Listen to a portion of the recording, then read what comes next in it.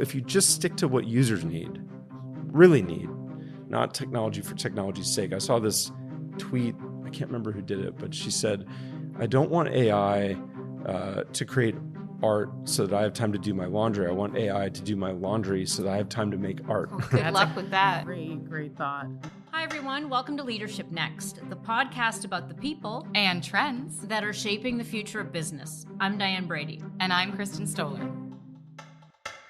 Yahoo! That's what we're talking about.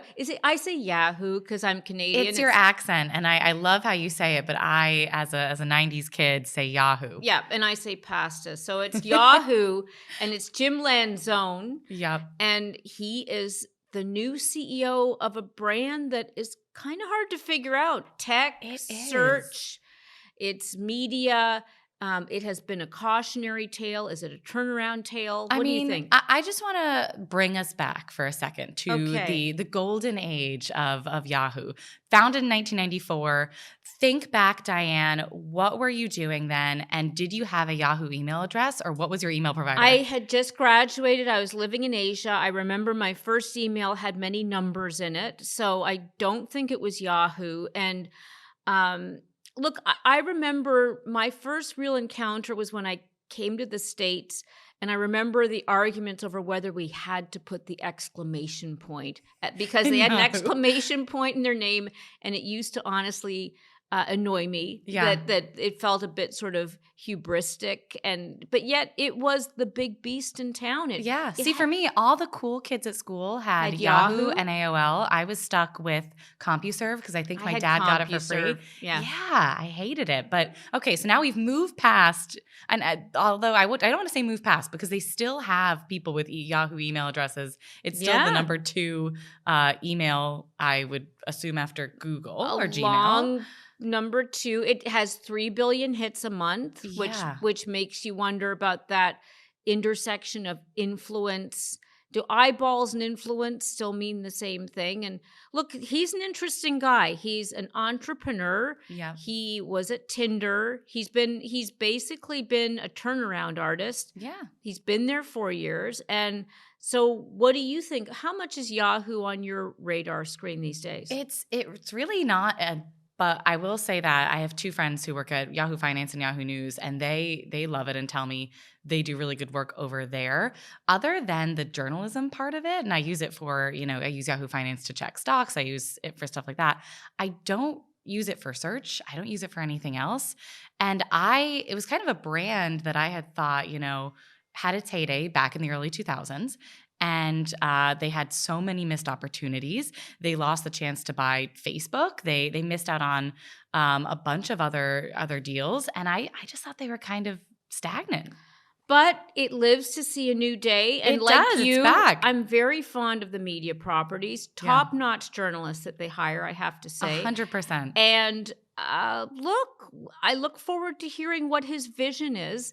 Again, it's past its 30th anniversary, as you pointed out. It's still here, much like Ask Jeeves, which he also worked at. Yes, he was the CEO of that, the pre-Google, pre-Chat GPT. So how do you turn around a legacy brand that has become a case study in failure? Yeah. What does success look like? And it still has incredible traffic. So the bones, as he would say, are probably pretty good. Yeah. Lots to talk about. We'll be back with Jim after the break. We're entering an era of innovation unlike any we've witnessed before. You all see it. The pace of technological change is staggering, and it's challenging for any leader to keep up. We spoke with Jason Gerzadis, the CEO of Deloitte US, which is the longtime sponsor of this podcast. Here's his advice for leaders on how to navigate this new world. There's probably nothing more important for CEOs, no matter what organization they're leading, to really be thinking about technology's impact on their workforce. It's really a function of how do you think about technology in concert with your workforce. We at Deloitte talk about it as the age of with, the age of technology with your workforce. and really embracing this idea of the codependency of technology and workforce. We're also in an environment of a very tight workforce where there's a scarcity of top talent. That's going to be the challenge for organizations to demonstrate to top talent that they can grow and evolve the work that they do, working with leading technology in a very aligned way. Finally, it's what top talent really wants in an organization, is to learn and grow and to be part of an organization that's supportive of them actually embedding technology in their work. Jim, I think the first thing that would be good is define Yahoo as it is now, because obviously it's media, it's been search, it's email, it's so many different. It's a tech company. I mean, how do you define it in your mind? It's funny, and I've said this a couple times, but historically speaking, they would ask that question of the Yahoo CEO on stage at conferences. Oh, well, here we are asking as a bit of a Yeah. gotcha. So it's a great first question. Oh. But because again, I think all the different ups and downs in the company, and along the way as a public company, which there's a lot of different pressure that came along with that. I had to try to Sure. figure out what its way was going to be as the internet was evolving, and I can go into it, but our team picked it up after that, so we didn't have all of those pressures. You can step back and look at it when we picked it up and understand. First of all, it's a conglomerate of a lot of different products. Some of those products have media or use media as like a feature. Some are utilities, right? Like search or email. Even within some products. So let's take sports, where we definitely have media. We have the #1 NBA podcast. We have the #1 combat sports podcast. We have the #1 newsletter.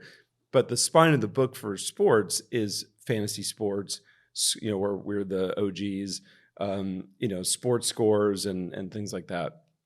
And those are more products. So I think at the end of the day, Yahoo is a product company, and I can go all into A it. product I- a conglomerate. It is a conglomerate of different products.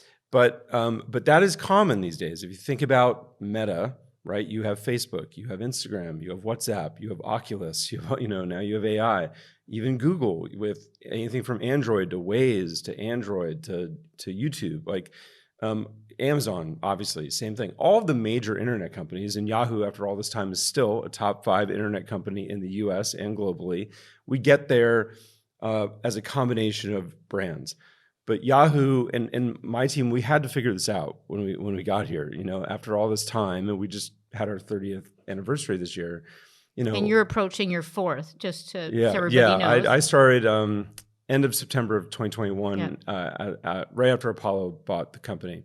But what's our reason for being? Like, why does Yahoo exist, and why has it been so successful through all the ups and downs? Why is it still so large and used? And the answer to that was one answer, which is in all the categories where we were still at the top. So we're #1 in finance, #2 in news, really #2 in sports. Doesn't sound like much of a gotcha question then. Well, all these categories where we were still at the top is we were still fulfilling the founder's original mission of the company, like back in 1995, which was to be the trusted guide, through the wild west of the internet. It's just that job changed between 1995, when you were just trying to find websites Right. to get things done, to all the way through to now, where you're deploying things like AI to help people get things done, right? So how you do it changes, but what we do, being the trusted guide to the internet, doesn't change. So I'm a kid of the 90s, born almost around the time Yahoo was founded. Right. So I remember it very vividly. I remember also, I think it's funny that this is very full circle for you, coming initially from Ask Jeeves. You were the CEO of that, and now coming was. back to Still an exists. internet company, which is very full circle. Yeah. So you're right. I think Yahoo has gone through a bunch of ups, a bunch of downs, totally different than what it was in 1994. But I think that, in the mid 2000s, people were really worried about this company. And so when people came to you and said, "Hey, Jim, do you want to take this job?" What made you say, "Yes, I will do it in this uncertainty"? Jim, I like a challenge lens. Yeah. Yeah. Well, I always wanted to crack it at this. I knew every previous regime of this company. A lot of Should we rate them friends now? and colleagues who No. went through here. No, I mean all the kidding. different teams, Yeah. like Jimmy Pitaro and Jeff Weiner and Brett Garlinghouse. All the really original teams. Even the first team, because I had really Jerry Yang and two things. Jerry Yang, who's still involved with the company. mhm. I just had him back for an all hands meeting. Oh, He was wow. amazing. Yeah, for the 30th. He's an investor in the new version of the company after we spun out of Verizon. Full circle it's again. it's really Yeah. a new corporation. So and he invested in it. So it's amazing. But no, I had done 2 startups in the 90s, or was involved with 2 early stage companies in the 90s. So that led me to Ask Jeeves. That was my first turnaround. And I learned the hard way, like why were we able to do that? And I think we almost 50x the stock from where we picked it up at the crash in 2001 to the peak of where we got to before we sold to IAC. And we had a lot of traffic, but we had a product that had seen better days and a brand that had been through the ringer and a team that had been also through it because it was the first crash. So you had to rebuild all that. And once you got the basics right and you got the team rebuilt and you were actually executing on your basic value proposition, then you could innovate. And we innovated our tails off in that time period, 2003 to 2007. We were the ones who innovated, who really created the beyond template links approach to search. That was what we were known for. We were the first major partner of Google when they started to syndicate AdWords, and that really made us profitable. And I use Jeeves like the OG Chat GPT. I would ask it so many questions. Yeah. Trying to get it to I talk think to I me. want to bring us up to 2025. I mean, but let me ask, because I do think you mentioned turnarounds, and Ask Jeeves is just one of the many you've done. And what was it, to Kristen's point, that you saw as the opportunity with Yahoo? Because we've just heard a litany, and it's all very correct as to where you're number one. Obviously, it's also been a case study in what not to do. What did you see as the runway that you could create? Well, remember that let's say the case study and what not to do. It was very interesting. Don't turn down Google. If you have, well, if you Facebook. go do the forensics, which I did.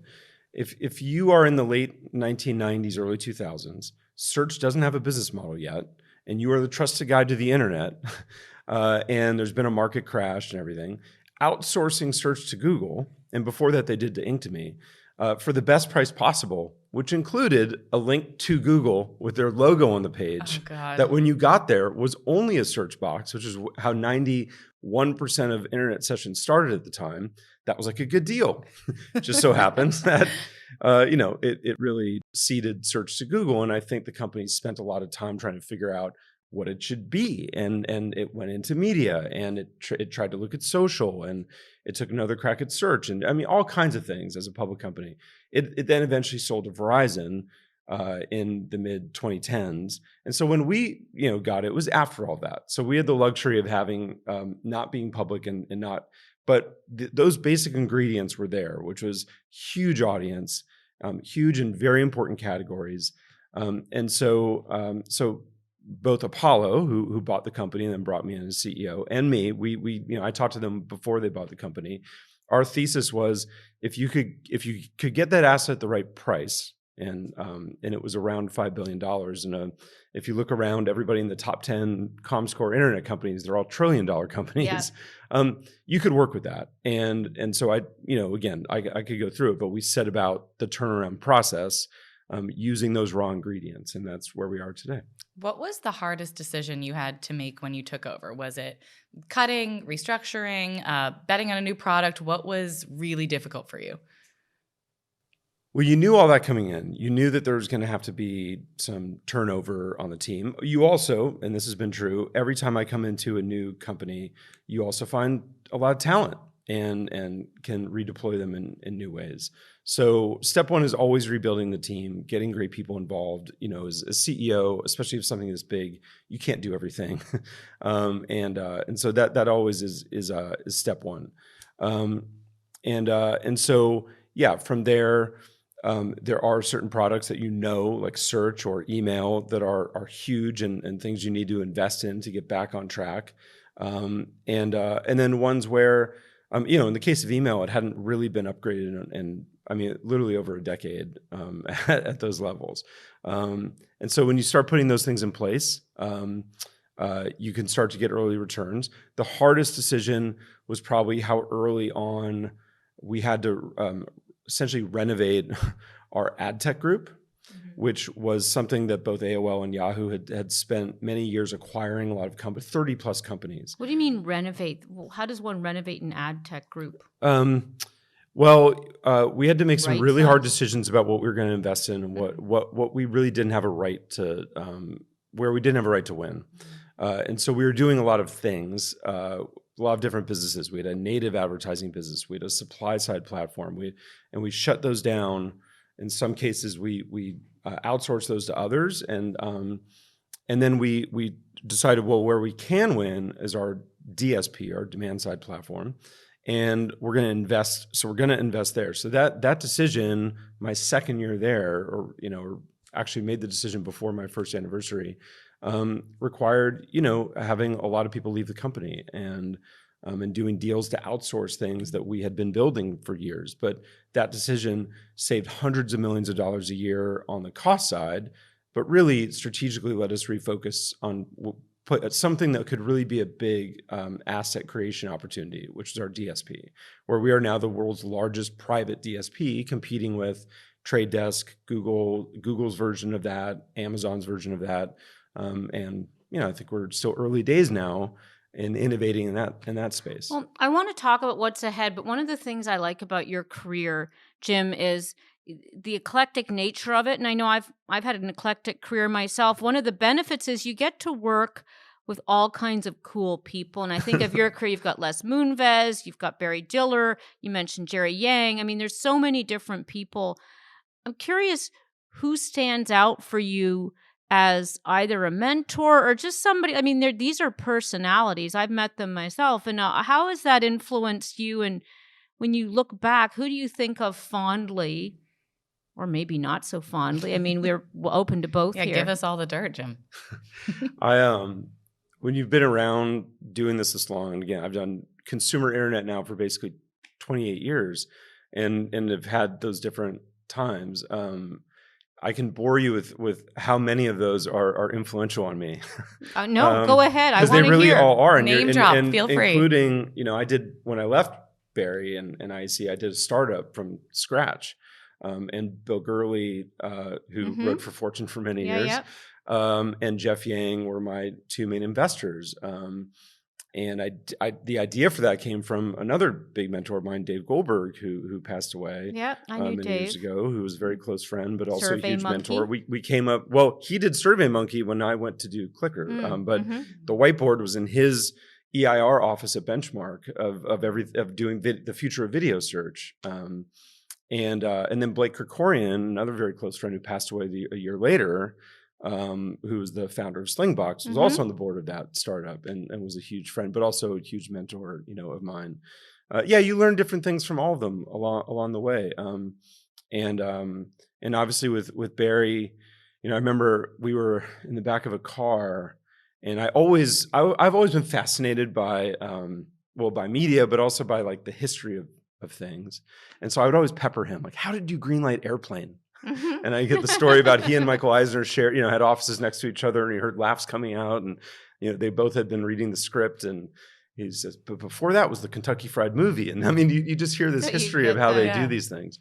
And I remember him saying to me, I wonder if this is in the back of the car in like 2007, I wonder if we started today, if we would have been as successful. And obviously 18 years later, the answer is of course. Barry Diller is one of the world's best entrepreneurs, it turns out, over the last 30 years. But his way of drilling into the core idea of things, I remember him saying there's always another way around the mountain. And I always say that to my team if we get stuck on something. He's told me once the hardest thing to hire for is curiosity, which always stuck with me because he's right. And you're very curiosity driven. That's the way you talk to people, isn't it? You mentioned you just go and you try to get to know them. Well, that's part of his drilling down on the core idea, and not just going just off the data, which again is also very important. I'm a product person at heart, and if I take a new job, drilling into the data is probably the first thing I do. But between him, Les, where who ran obviously that company very successfully as a public company, but was also the number one network when you were CBS Interactive. At CBS Interactive, and knowing that it also is about gut and the core idea. And I've other friends like Tony Fadell who helped Nest, but also created the iPod and helped create the iPhone. And there's a lot of it that is the art side too. And I really believe in the right brain side of this, the taste side of this. And in the early stages of a turnaround, you can't always show that side, but then you always get to the point, right? At CBS, the initial challenge was they had bought CNET, which was a struggling public company, and it needed to be turned around first. The reward for that was we created CBS All Access, which was one of the first streaming platforms, and we launched that in 2014, 5 years before HBO Max and Disney Plus, and that was at the end of the day a gut decision. You didn't know. We got criticized when we launched that it wasn't going to work, and how dare one network have its own streaming service?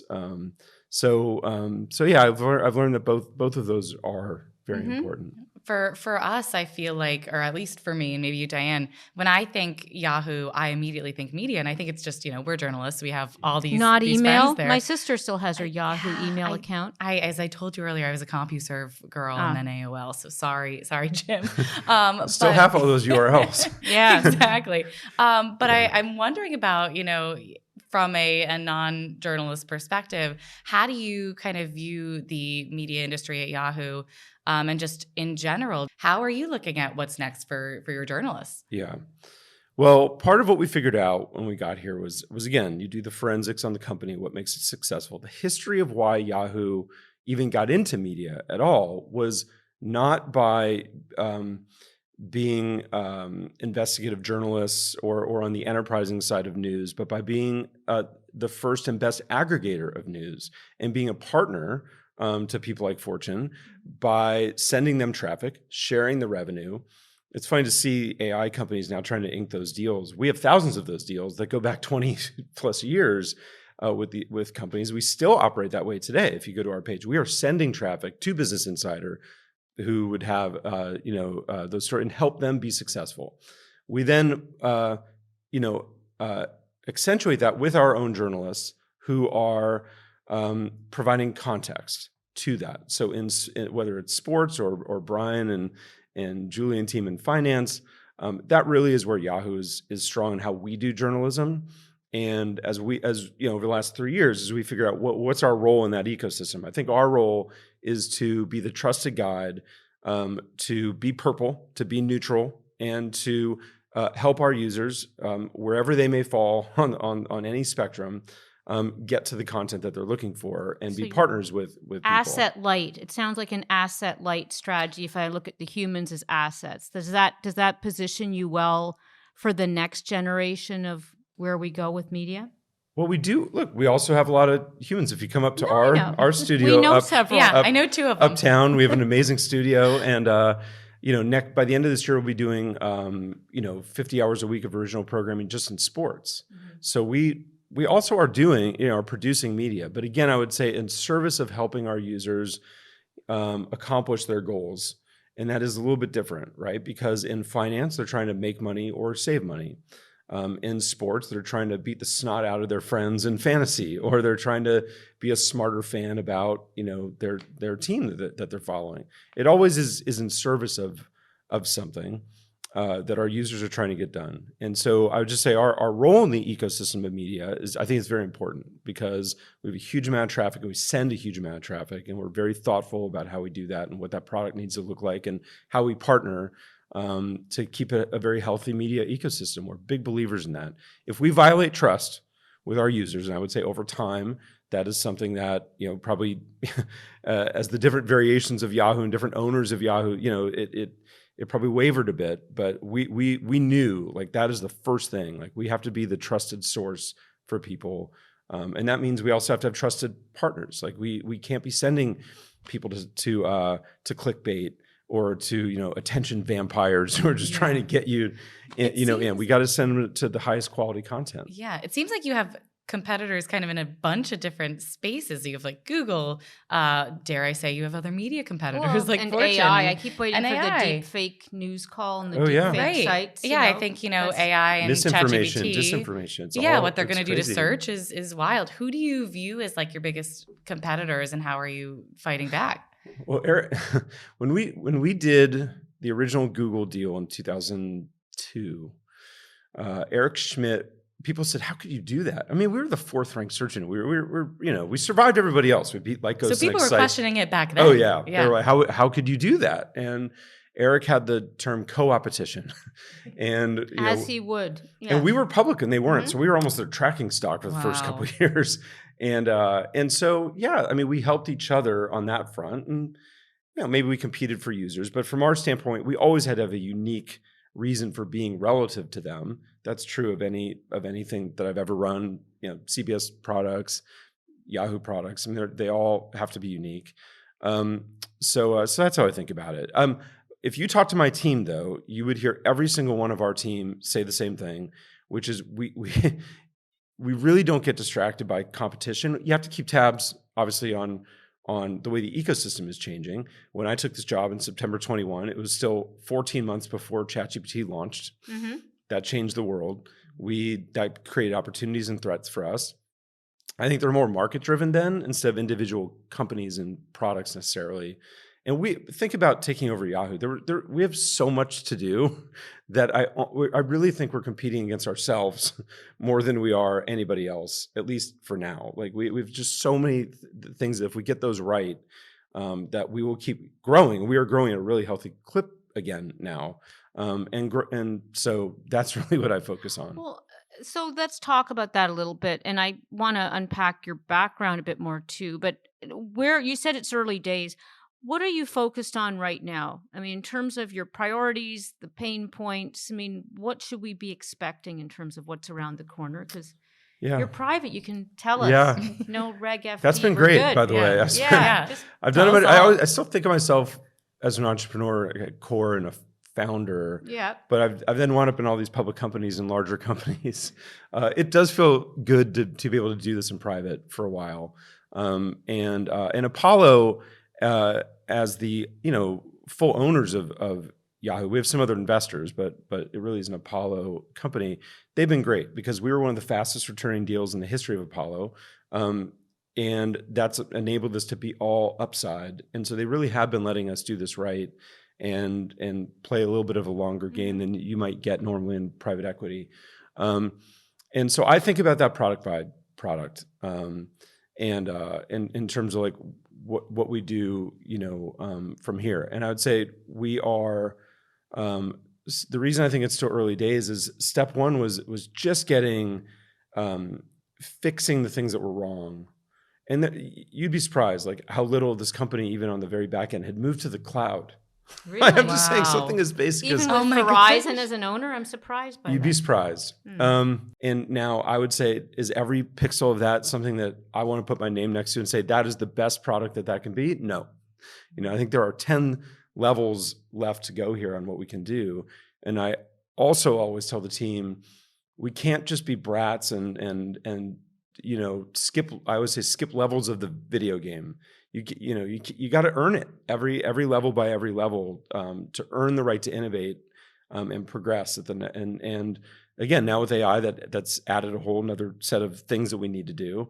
I feel like we've been out ahead of that. We were one of the first ones to integrate, let's say, AI into email to help people create, search, edit their mail. There are other parts of that are coming. Same thing in search. Even things like fantasy sports have AI integrated to help you manage your team. There's even a smack talking email that comes out, from AI every Sunday night, whether you won or lost. Think about finance, this category and how it helps you build your portfolio. So besides the basics, we have to do that, and then there's innovation and our hopes and dreams for where all these products can go next. I'd lastly say, The brand is another very important part of this, because the Yahoo brand did go through the ringer for a lot of years. That exclamation point used to always piss me off. Oh, well, That seemed hubristic. I like it. As yeah, someone who people love uses it. Many It's funny. exclamation points It used and to. many emails. Now I have a different view. Yeah. So how do you is it a marketing push to revamp a brand, or how do you revamp a brand that kind of, as you said, went through the ringer? Yeah. I mean, it takes time. Yeah. You really have to earn that. And again, having seen that movie a few times, the thing about Yahoo that is awesome is that even though there is a bit of that, that history, and so people are going to want to ask that question, and we're going to really have to earn it. There's also this interesting latent kind of love for the brand that is in there, and people, especially as you kind of get out of the valley a bit, and I think the valley has started to feel good about what we've been doing with the company, but to get to the, let's say the average American, there is some latent love in there, and if you do it right, and including, half of our audience today is Gen Z and millennials. Yeah, we have a massive audience. We will point that out. Half of them weren't born when Yahoo was created. Yeah, and so everybody's using Yahoo at a certain point in time, and we're top 5. We touch 90% of all the U.S. any given month. But again, as a brand, you have to earn that right to where they're proud to have to be using Yahoo and be talking about it. And so that's brick by brick over time. And we've started down that pathway. Step 1, you have to have great products. If you don't have that, people are gonna talk smack about the brand, let alone love it. But I think we're on the pathway there. And then we started with small things up to big things. On the small side, we through a really interesting event at South by Southwest, where we partnered with this retro kitschy brand called Pool Suite, and we had a 90s vibe party that everyone was like, "Oh, this is the coolest party at South by Southwest." So I can't believe it's Yahoo. The 90s cheese. I love it. And that was a small one. Yeah. On the larger end, we did a Super Bowl ad this year for the first time in 23 years, but we did it in a super unique way, where we weren't asking for anything. We weren't trying to market our way to success. It was just getting the brand back out there. And again, we did it uniquely. We had Bill Murray. Bill Murray is a very unique character. We only bought the ad locally, so it was actually very cost effective as well. And then the ad was really just a 15-second teaser that got people into an online experience using Yahoo Mail, where you would email back and forth with Bill Murray, and he would send you additional videos that were vignettes that told this story that he wrote with his writing partners. How'd you convince Bill Murray to do it? He's everywhere. It was harder. He's a good guy. Harder than you think. It was only the second ad he's ever done. What was the pitch? How'd you do it? Actually, he famously has no agent and no manager, and just shows up you have to call a randomly. 1-800 number. We somehow worked it through to get his attention and explain to him. And Bill is interesting. He likes the underdog, and he loved the idea of working with Yahoo to help us kind of fight back. And I would argue he almost really took us under his wing. Another example of that is that one of the things that they conceived of was that he would answer those emails live on camera at halftime. And up until the day before the game, we didn't know if it was going to happen. He's a busy guy. He was in a band. He played a concert the night before. Can he type that fast? I don't even know. So not only did he do it, but we announced it only 20 minutes before it happened through social channels. Mm-hmm. And we ended up getting millions of people up against the Kendrick Lamar halftime show, tuning in to watch Bill on camera. And he was actually talking to the user who emailed in, and he would answer it live. He would do it into a microphone. He was saying what he... The beauty of improv. Yeah, and then he continued to do it the entire second half. Wow. Didn't have to do it. And so it was a personal thing for Bill. And so I'm still in touch with him. He's an amazing guy. I can picture you, the Yahoo CEO sort of emailing Bill Murray and getting good advice from him. But he wouldn't do it if it wasn't authentic. Yeah. And I think again, that would, if I were to say what the take on rehabilitating the brand has to be, is it has to be authentic. We can't be too thirsty about wanting attention or trying to again, classically market your way there. One of the benefits of working in different roles, starting companies, you discover what you're good at. When did you discover that you were particularly good at the things that you think are helping you in this role?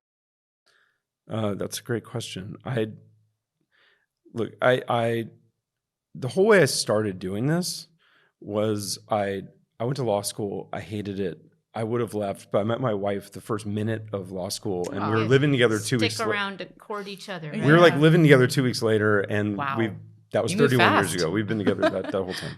If it wasn't for that, I wouldn't have stayed. And I had some friends who did the business school program, so I, with no experience, applied and got in. And that summer, somehow wound up working for a company that was digital in the old school way. They sold public records to like law firms and businesses and private detectives, whatever, through dial-up. And my job was to get them an internet website. And the CEO thought I was an early adopter of the internet, obviously, and used it a lot. So I copied the fantasy baseball website that I used at the time, and we turned that into, by the end of the year, a top 100 website. I worked with the engineers to build it.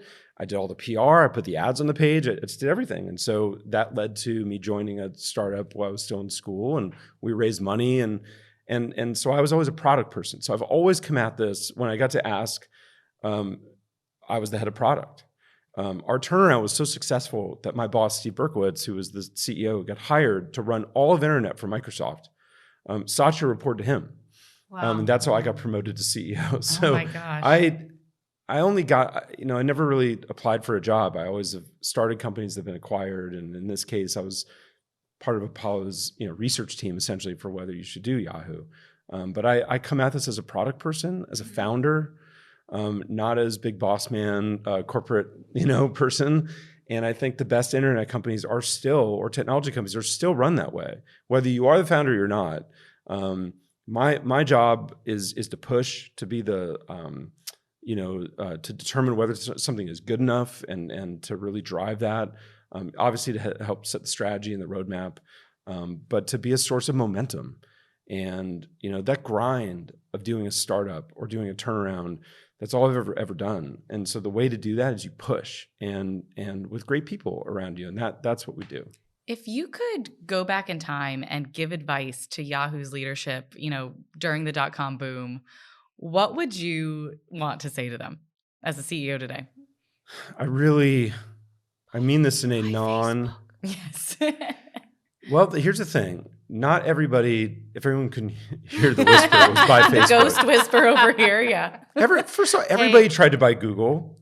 Ask Jeeves tried to buy Google. Right. Really? They couldn't hit the number, so they bought a company called Direct Hit, which actually was the inventor of all user behavior algorithms that Ask eventually licensed to Google. So there's always another way around the mountain if you don't get it. Success comes in many forms. I really don't know that any of us can put ourselves in the position of a public company, of the biggest internet company in the year 2000. The market crashed, I think, in March of 2000. We were writing our S1 to go public, my startup. And then one by one, everything crashed. So Alta Vista didn't get out, and then this happened. So how do you go back and tell them not to outsource search to Google? Right. Or if you do, make it white label. Don't give them a link. I remember when Priceline was having us bid for groceries and Webfan. So things change. But well, let's put you then circa 2025, and you were in a big legacy brand. If you were starting out now, entrepreneurial as you are, what would you be doing? Would you be doubling down on some of the AI companies? Because here we are at the dawn. We had the internet, we had 2.0, and here we are at the dawn of a whole new age of innovation. Obviously, you're navigating through that, trying to bring in those tools and that innovation. But what would you be doing at this point, starting out? Man, there's so many ways. I would be founding a company, and it would have to be in the AI space, obviously, for my background. And by the way, my son is now just turned 24 and is his second year out of college. He's a programmer at an AI startup called Mino. But shout out to Mino. Yeah, Good. Well done, son. But By the way, there are others. So, one of my longtime colleagues who's a board member has a very successful startup called Array that has been define the next generation of labor and is deploying real people and humans. They talk about manufacturing moving to China and needing to bring it back. There's already a lot of great people in the U.S. doing this. His company does that. It definitely deploys AI and technology, but starting great companies doesn't have to be that. But if it was me, of course, it's too. But you're also trying to recruit great talent. So why do they want to come to Yahoo right now? Look, it's a lot of places you go. First of all, you're going to be a cog in the machine. So a lot of people who come here, and by the way, it's a lot easier to recruit in year 3 than it was in year 1. We've got some momentum now, so we've got some people's attention. By the way, as an example, we'll get at least 1,000 applications for every person that we hire as an engineer. So we do get a lot of incoming, but it's to be able to have that impact. Number one is personally they can have that impact. Number two, we have one of the top 5 largest audiences in the U.S. and globally to actually deploy the thing that you're building, which is the hardest part of any consumer internet startup, is actually getting a real audience. And we start with that as kind of a late stage startup again. We already have that audience. So that really does attract people. Jim, I have a bit of a fun one for you because I can tell that you are a very good storyteller. Besides getting to email and meet Bill Murray, what is the wildest or most unexpected thing that you have done as CEO at Yahoo, or just coolest that you want to tell us about? Oh, the Bill Murray one is that top 5? Would have been. Yeah, it would have been. I mean, I'll tell you an interesting brand moment. I was sitting in Levi's Stadium, which is the 49ers home, and I'm a longtime season ticket holder. Cool. And condolences? I'm just kidding. No, you're doing really well. Yeah. Oh, the Niners have it's been a great run. Never mind. Super Bowl is next. We clearly don't know sports. We've been robbed a couple times. No, I know sports. I just but I was sitting there, and I guess I didn't realize this before I took the job, but every time the Niners score a touchdown, up on the screen is it turns into a Yahoo Sports highlight of the touchdown. And at the end, there's actually a yodel with the logo going across the page, and all 80,000 people scream Yahoo at the top of their lungs in a yodel, in the middle of Silicon Valley. Yeah, and that's when I knew there was something to work with here, brand wise. That it could be done. Had you planned like the Yahoo Yodel? Is that a thing? No, I inherited that. That was a deal that was done 10 years prior during Marissa's time. That was still and I renewed it. And because it's just such a it's such a great moment. That was such a surprise for sure. I slightly want to ask you to recreate the yodel right here, but I feel like that might be unfair. I almost we do have the easy button for we do have yodel button, easy buttons. Oh, that's good branding. Hilariously, we have an amazing social team, and they've done things like for April Fools this year, they created I don't know if you know about the touch grass, Yes. touch grass. And they created a keyboard that was all covered in grass. But another thing they did was they actually, for a limited time offer, they sold those yodel buttons on there. And we have to do the yodel. Do you know the yodel? They sold out in 5 minutes. What? And they were like $20 each. Who's buying these? That was another surprising time for sure. Sounds like you have a lot of fun over there. there. Would you ever change the yodel? Is it too iconic? We did. In a way that you wouldn't have noticed. Yeah, this is her sneaky way to get you to do it. We shortened it by 2 seconds. Oh, so no, that was it. Yahoo! I can't even do it. Come on, why am I the one doing the Yahoo yodel? You're the Yahoo CEO. It's too. I gotta have it. I'm not asking you to sing. It'll get clipped by my team and used against me. Yeah, it'll be. This is the TikTok clip that we're going to do. Company all hands meetings. But no, look, it even having Jerry back this year and showing a picture of the trailer that he and David founded the company in. Aww. Or we actually showed him that not only are we back to his original mission, which and how we've articulated that kind of made him well up a little bit. But the original Yahoo website, the one that was pre-incorporation, so you said 94. Incorporation was 95, but they did have a website available in 1994. It said Jerry and David's Guide to the World Wide Web, ... always under construction. And we took that and we made it like the number one core operating principle for us that Yahoo, look, we're still here after 30 years, a lot of ups and downs. We think we have some ups now and we're on the right track. But if you couldn't, kill us before and we're on a track now where you could see another 30 years if we do this right. So always under construction to us meant that, everything about technology may change, right? Think about from the original time, video now and social and AI and just all the different parts of this. We still have to help people accomplish their goals using Yahoo. Make sense of the world. And so we always have to be adapting. And that really is guiding how we think about the company now. I'm thinking of Glenn Ross, always be closing. Different concept. One thing that I feel bonds us all here, and Aura should really give us product placement money, but we're all wearing Aura rings for those who can. And so I often think of the fact that to be a CEO these days is to be an elite athlete. And Chris and I are not putting ourselves in your category, of course, but talk about how you manage your day, your energy, because I certainly look at my ratings every morning and consider my sleep and my energy and such. How'd you do last night? I never do well. I don't like, she never wants to answer the number question. Well, on look, sleep, I think by the today way. was 70 something. Okay. I mean, But how much REM sleep did you get? That's what I got 23% last night. there you It's go. pretty good, right?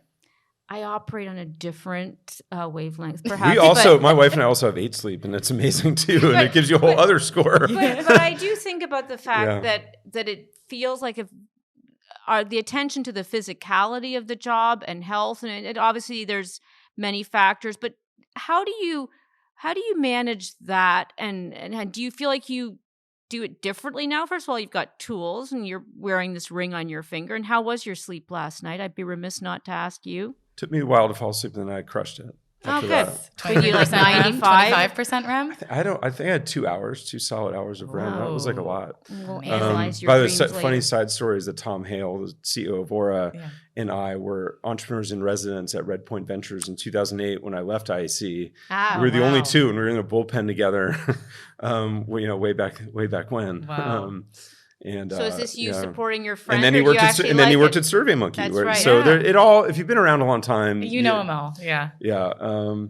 So no, look, I've gone through my fits, and so when you have kids for the first time in your 30s and everything changes, you don't realize, and you have to get your act together about staying in shape. And if you do something that you love, you work a lot. In this job, I also just travel a ton. I'm just on the road a lot for different events and conferences and for ad sales and whatever it is to our different offices. So it's harder. So do you have any hacks you want to share? I don't. So honestly, I think it is just the same as the grind of running a company. And again, I saw on a different podcast, you asked somebody about a book. The book that always I go back to is Shoe Dog by Phil Knight. If anyone wants to think, that was a good book. Anyone wants to think that Nike happened overnight or they were just brand geniuses, I mean, it took years of building that company. And I think any company is like that, early stage, late stage, if you're doing it right. I think it's the same thing with your health. It's the same thing with staying in touch with friends. Endurance. No, but nothing is just going to happen. You have to make it happen, and that could be for getting on the treadmill or the elliptical, or lifting weights, or going for a run. It could be spending time with your spouse. It could be spending time with your kids. I make a really big effort not just to do that, but my mom passed away a couple years ago, so I spent a lot of time with my dad. But also friends, and so I've gone to 2 live concerts in the last week. Oh, really? Which ones? And well, the did you go to Avril Lavigne on Friday? Well, the last one I went to, on Friday night. Different demo. I'm on the board of the Newport Folk Festival and Jazz Festival, which was like my passion project, and I've done that for about 10 years. So that's more my jam on the music side. So I was at. There's a band called The Hold Steady. Their lead singer is Craig Finn. He has a solo album that just came out. So his album release party was Friday night at the Bowery Ballroom. and Kathleen Edwards, who's this amazing folk indie singer out of Canada, opened and played in the band. He had like an all-star band with the guy from War on Drugs in it. And so my wife and I, we did date night and went to that. So that's amazing. And, That's Newport folk. So, I mean, I always think of that now with the Bob Dylan movie, but of course, so you're a folk fan. That's interesting. Yeah. Well, that you have to go look at some of the YouTube videos. The movie isn't exactly how that happened. No, I knew that. Well, I read the book and I was like, this is very different. We vilified Pete Seeger too much, perhaps, or it was funny how it all works. One of my biggest mentors in life, who was a CBS board member, was a guy named Bruce Gordon, who was the chairman of Newport. We actually live across the hall from each other in New York as well. So Bruce and his wife are our family here in New York.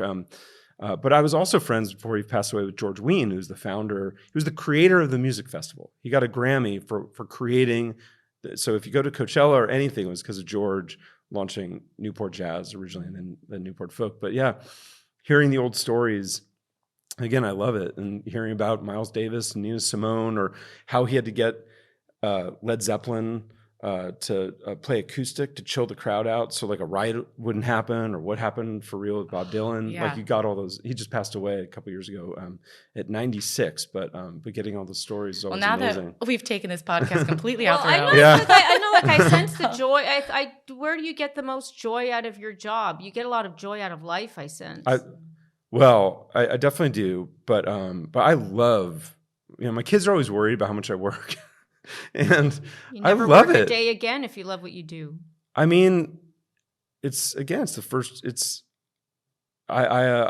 some way, you're always working in a job like that. I mean, first of all, this wasn't easy. It's not an easy one. There's also just a lot to it, because if you go back to the conglomerate, there's just so many different things that we do. There's so many people. I love this team. I've always just been lucky to have great teams that are not just great at what they do, but just we've always wound up having a cultural situation where we just all love hanging out, and we have that. So I'm always in some ways dipping in and out of work, but again, it's also one reason is just I truly am never. This probably annoys the team, but I'm kind of just never satisfied, and think there's always some other thing to do, or something we can do better, or something, either something on the roadmap that we need to get to, and so I'm just always.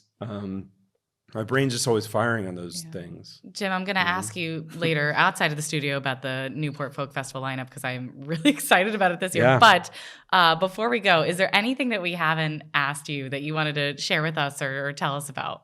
Oh man, I wouldn't Or know. a We'd have to look at the vision. comments to know whether we did or whether we were annoying people. Look at But you, always interactive with the audience. But paint us a little bit of a vision for what you want Yahoo to be. I mean, take us out as far as you want, but obviously you said it's early days. So tell us what's your hope and aspiration there? Let's just say there's the company piece, and then there's the there's the product and piece, and I'd say, or even the brand piece. So yeah, let's work backwards. I hope we can get the brand back on the map in a way where we reward that kind of latent love that I think that always has been out there across generations, and it may be that it's a bit of a modern vintage brand for if you are younger, but I think we can earn that. Other brands have done that. I think Chris has done an amazing job with that. New Balance is like one example. Like there's no reason, if our products are great, that we couldn't do the same thing. The company's on a great track. I'd love to deliver for our investors and for our team to reward that. Whatever that winds up meaning, all pre-IPO companies is you either go public or you get bought at some day by someone who needs what you have. I think we're building a lot and have a lot of things others might need. So that all needs to happen. But again, most of my day is going to be on the product side, and that evolution, everything is obviously changing now more than it ever has. Probably, I mean, I know talking to some people, they said, oh, it's bigger than the dawn of the internet, but others think it could be bigger than the dawn of the Industrial Revolution. I mean, remains to be seen. But if you just stick to what users really need, not technology for technology's sake. I saw this tweet, I can't remember who did it, but she said, I don't want AI to create art so that I have time to do my laundry. I want AI to do my laundry so that I have time to make art. Well, good luck with that. And I think we can't be judgmental on our side about what our users need to get done, big or small. We need to create these products to help them do that. That's clearly evolving. More and more is going to happen in an automated way, helping you do things that you need done, maybe before you knew that you needed to be done, or what that next step is in that pathway.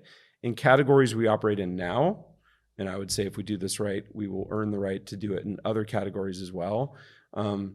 That's where I want to get to. That's what that's what will create true loyalty, and trust in our brand. So I don't know if that sounds cheesy, but that's where I hope to get great. to. I love it. Thank you for joining us. Thanks, I look Jim. forward to it. All right. I appreciate spending the time. Thanks.